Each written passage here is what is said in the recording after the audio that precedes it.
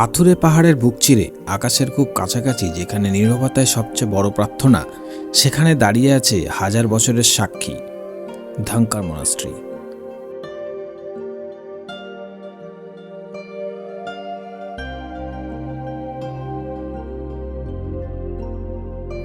স্পিতি ভ্যালির রুক্ষ প্রান্তরে সময়ের স্রোতকে অতিক্রম করে আজও সে আগলে রেখেছে ইতিহাস, আধ্যাত্মিকতা আর অটুট বিশ্বাস।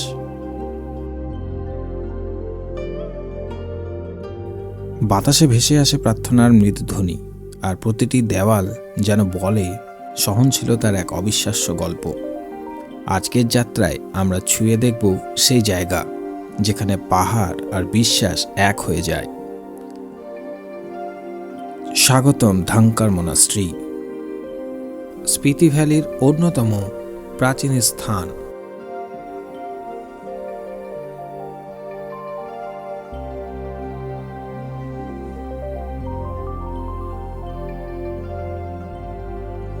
গত পর্বে আমরা দেখেছিলাম হাজার বছরের পুরনো টাবো মনাস্ট্রি এবং টাবো কেভ। যারা এখনো আগের পর্বগুলো দেখোনি, ডেসক্রিপশনে লিংক দেওয়া আছে, তোমরা দেখে নিতে পারো। আজ আমরা রওনা দিয়েছি টাবো থেকে কাজার উদ্দেশ্যে। রাস্তার মাঝপথে আমরা দেখে নেব ধাঙ্কার মনাস্ট্রি। টাবো থেকে কাজা যাওয়ার প্রায় 50 কিলোমিটারের এই পথ ছোট হলেও প্রতিটি মুহূর্তে ভরা থাকে রুক্ষ সৌন্দর্য আর নীরব বিস্ময়ে। টাবো ছাড়তেই আমাদের চোখে পড়ল ধূসর পাহাড়, শুষ্ক উপত্যকা আর স্পিতি নদীর প্রবাহ।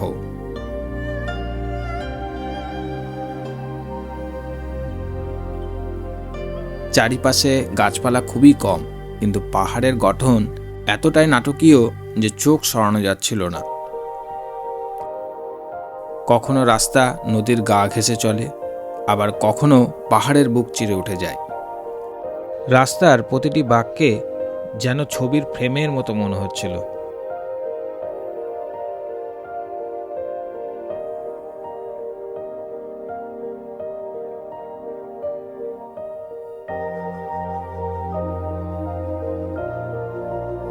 বন্ধুরা দেখো, কুয়োতে এসছি, এখানে কিন্তু ক্রিকেট খেলা হচ্ছে। বাহ, একটা দারুণ জিনিস দেখলাম।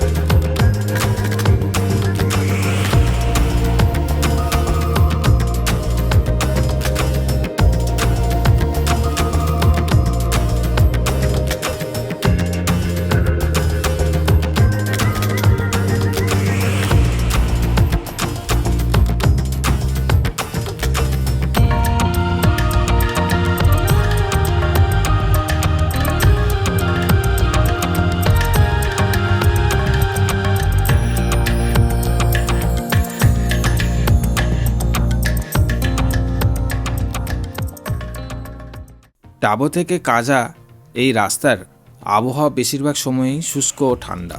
গ্রীষ্মকালেও দিনের বেলায় তাপমাত্রা সাধারণত 10 থেকে 20 ডিগ্রি সেলসিয়াসের মধ্যে ওঠানামা করে, কিন্তু সকাল আর রাতের দিকে হঠাৎ ঠান্ডা নেমে যায়। বাতাস প্রবল হতে থাকে, তাই হালকা জ্যাকেট সঙ্গে রাখাই ভালো।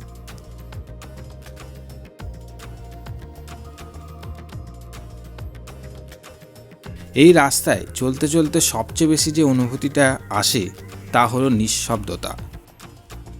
পথের মাঝেই পড়ে ধাঙ্কার মনাস্ট্রি।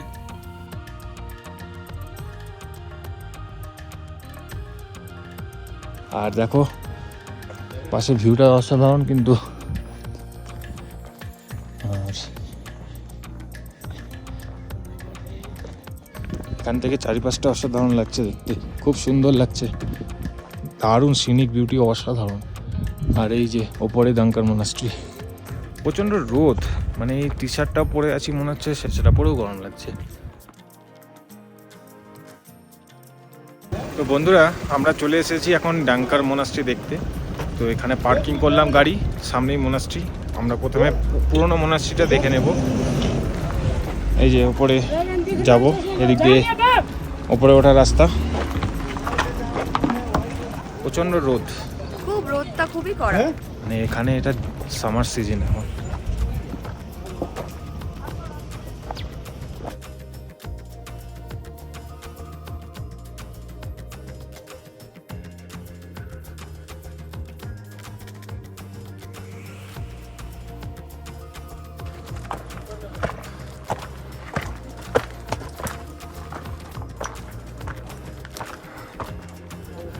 দেখো বন্ধুরা কি সুন্দর ভিউটা। আর এই যে মোনাস্ট্রি উপরে, আর এখান থেকে ভিউটা দেখাচ্ছি তোমাদের। দারুণ, কেমন লাগছে? সেরা।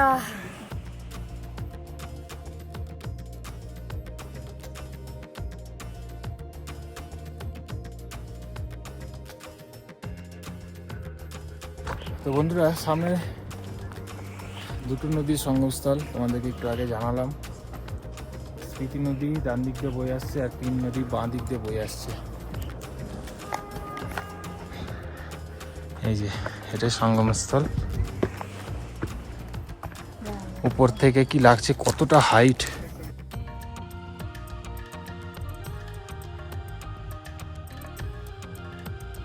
দারুণ একটা জায়গা এই ডাঙ্কার মোনাস্ট্রি। একদম টপে চলে এসেছি। এখান থেকে পুরো ভ্যালিটা এত সুন্দর বোঝা যাচ্ছে। আর উপরে টপে আরেকটা মোনাস্ট্রি আছে, তো সেখানে যাওয়া ইম্পসিবল, তাই যাব না। কোথায় চলে এসেছিস নিজের চোখে বিশ্বাস হচ্ছে না।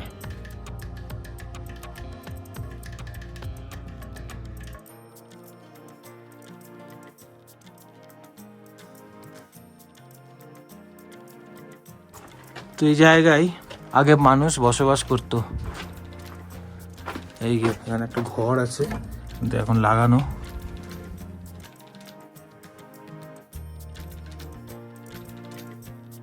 তো এই যে জায়গা, ডাঙ্কার মোনাস্ট্রির উপরে এসেছি। এখান থেকে দেখো বন্ধুরা ভিউটা দারুণ লাগছে। দেখো দেখো এখান থেকে কিন্তু অনেকটা নিচু, মানে নামতে অসুবিধাই হবে, দেখে শুনে নামতে হবে।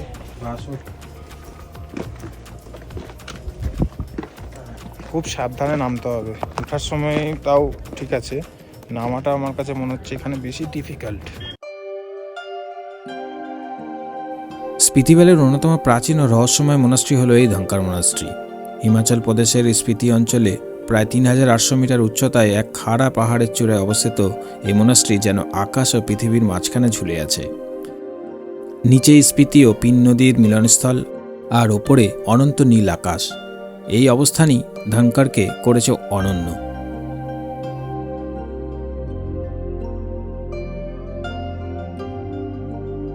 ডাঙ্কার শব্দের অর্থ হল খাড়া পাহাড়ের ওপর দুর্গ।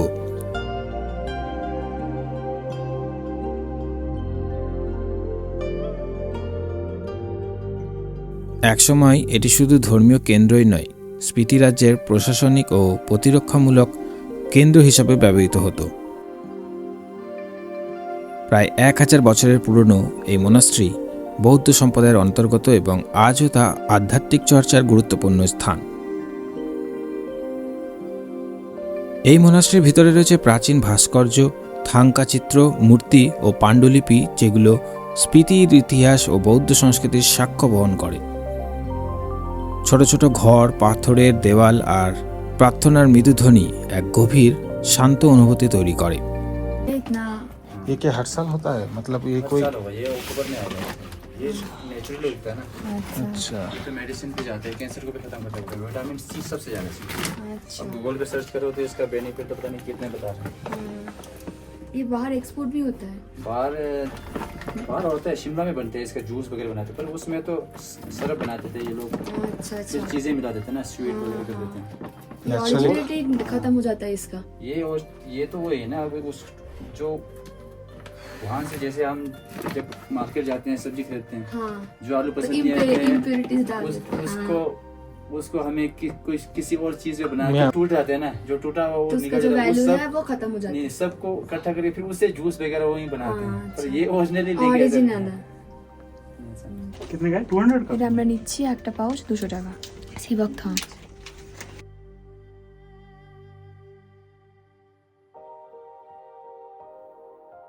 তো বন্ধুরা, তোমাদেরকে ধানকার মোনাস্ট্রির ভিতরটা দেখালাম। খুব সুন্দর সাজানো গোছানো, দারুণ, আর এত পিসফুল জায়গা, খুব সুন্দর, খুব ভালো লাগলো। আমরা অনেকক্ষণ থাকলাম ওখানে, আর ওখান থেকে এই যে সি বকথন বলে যে জিনিসটা, এটা কালকে তোমাদের ব্যাপারে বলেছিলাম, সেটা ওখান থেকে নিলাম, 200 টাকা পাউচ পড়লো। চলো এবার যাওয়া যাক রেস্টুরেন্টে, যেখানে আমাদের গাড়ি দাঁড়িয়ে আছে।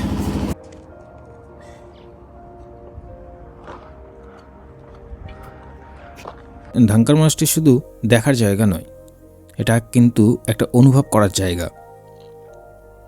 রুক্ষ প্রকৃতি, কঠিন জীবনযাত্রা আর গভীর বিশ্বাসের মাঝেই এখানে জন্ম নেয় এক অনন্য প্রশান্তি। যারা স্পিতি ভ্যালিতে আসে তাদের কাছে ধানকার মোনাস্ট্রি মানে ইতিহাস, আধ্যাত্মিকতা আর প্রকৃতির এক অপূর্ব মিলন। ধানকার মোনাস্ট্রি দেখার পর আমরা বেরিয়ে পড়লাম কাজার উদ্দেশ্যে। এই ধানকার মোনাস্ট্রি থেকে কাজার দূরত্ব 35 কিলোমিটার। সময় লেগে যাবে প্রায় 1.5 ঘন্টা মতো। আজকে আমাদের পিন ভ্যালি যাওয়ার কথা ছিল, কিন্তু পিন ভ্যালি রাস্তায় যাওয়ার পথে দেখলাম রাস্তা বন্ধ আছে। কিছু বিশেষ রাস্তার কাজের জন্য আজকে আমাদের পিন ভ্যালি যাওয়াটা ক্যান্সেল হয়ে যায়, তাই আমরা সোজা কাজার উদ্দেশ্যে রওনা দিয়েছি।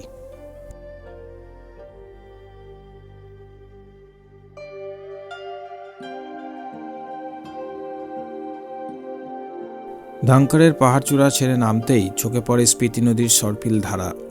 নীলাভ জলের ওপর সূর্যের আলো পড়ে ঝিলমিল করে ওঠে। চারিপাশে খাড়া খাড়া পাহাড়, যেন হাজার হাজার বছরের ধ্যানমগ্ন সাধু, নিঃশব্দ, গম্ভীর, অথচ অপার শক্তিতে ভরপুর। রাস্তা কখনো সরু, কখনো বা চওড়া। একদিকে আকাশ ছোঁয়া পাহাড়, অন্যদিকে স্পিতির প্রবাহ। দূরে দূরে ছোট ছোট গ্রাম, মাটির ঘর আর সাদা স্তূপা। এই নির্জন প্রান্তরে মানুষের অস্তিত্ব যেন প্রকৃতির সাথে একাত্ম হয়ে গেছে। যতই কাজার দিকে এগোতে থাকি, ল্যান্ডস্কেপ ততই বদলাতে থাকে। কোথাও শুষ্ক রুক্ষ পাহাড়, কোথাও হালকা সবুজের ছোঁয়া। আকাশটা এত বড় আর নীল যে মনে হয় হাত বাড়ালেই ছুঁয়ে ফেলা যাবে।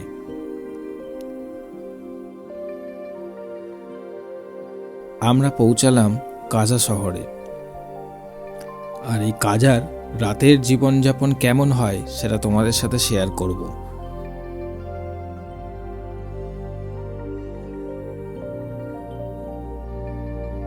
ফাইনালি আমরা সুরখানে চলে এসেছি।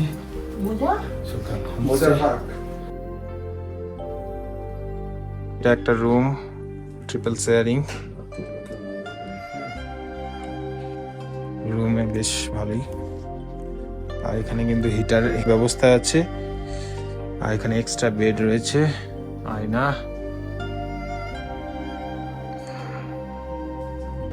এটা হচ্ছে আরেকটা রুম, দুজন শোয়া যাবে আরামসে। এটা হচ্ছে আরেক ডবল বেডরুম।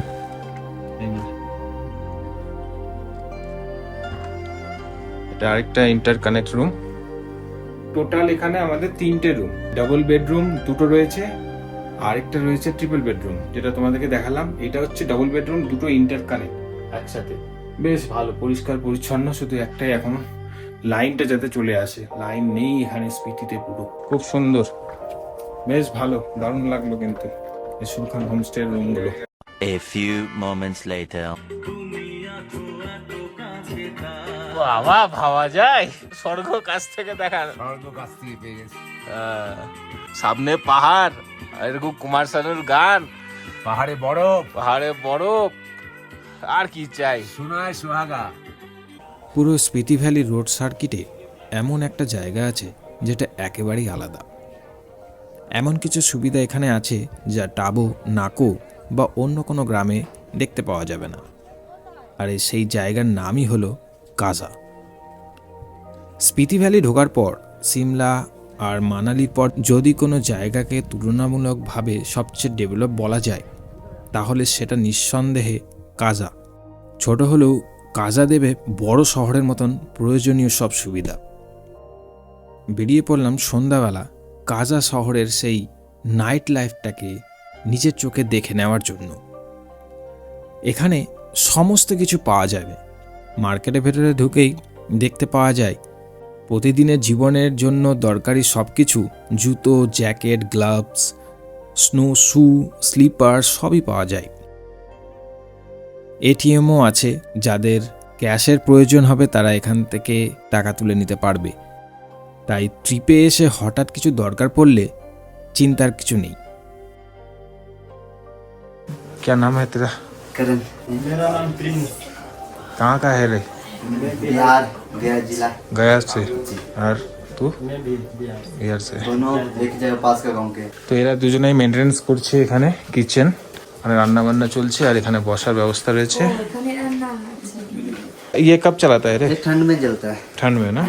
তো মানে লকড়ি দিয়ে জ্বালানো হয় আগুন, তাতে এই জায়গাটা গরম থাকে। তো যাই হোক, এই জায়গায় কিন্তু খাওয়া দাওয়া করার মজাই আলাদা।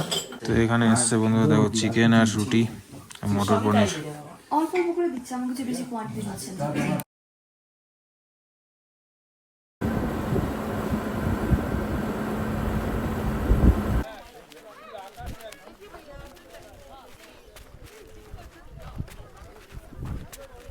একটা জিনিস জানতে পারলাম, এখানে কিন্তু মাঝে সাঝে এই স্নো লেপার্ড দেখা যায়।